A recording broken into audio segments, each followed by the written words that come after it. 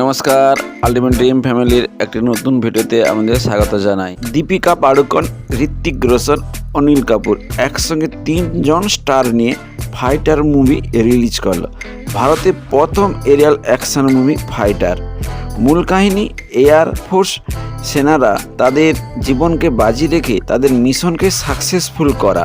যেমনটা ঘটেছিল পুলওয়ামা কাণ্ডে। বায়ুসেনাদের একটা উদ্দেশ্য ছিল প্রতিপক্ষ দেশে হামলা করে নিজ দেশে ফিরে আসা। এই পর্যন্ত ছিল টান টান উত্তেজনা। দ্বিতীয় পার্টে উত্তেজনাটা একেবারে ভেঙে গেল।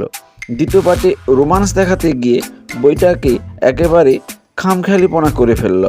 ডায়লগের হাততালি দেওয়ার মতো হলেও কিন্তু বইয়ের বাকি পার্টটাতে তেমন দেশাত্মবোধ জাগাতে পারেনি পরিচালক। প্রথম পার্টের এয়ার অ্যাকশন সিনগুলো বেশ টান টান উত্তেজনা, মজাও লেগেছে। যারা টম ক্রুজ দেখেছে তাদের হয়তো এই সিনটা হয়তো অতটা ভালো লাগবে না, কিন্তু ভারতের বইতে এই ধরনের সিন এবং উত্তেজনা এবং আকাশে বিমানের কারসাজি দেখে অনেক দর্শকই বেশ অবাক হয়েছে।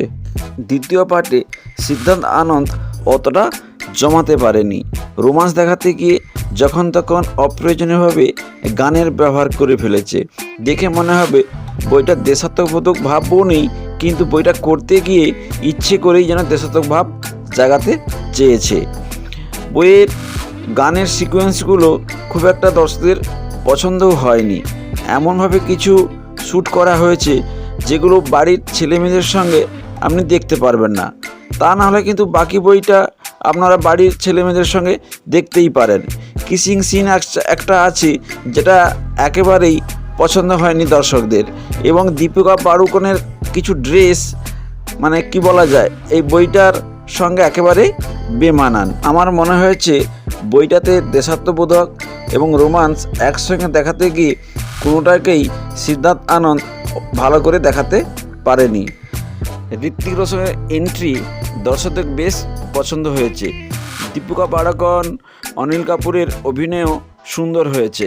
খলনায়কের চরিত্রে যিনি অভিনয় করেছিলেন ঋষভ রবীন্দ্র সাহানি, তার রোলটা অতটা খাস হয়নি।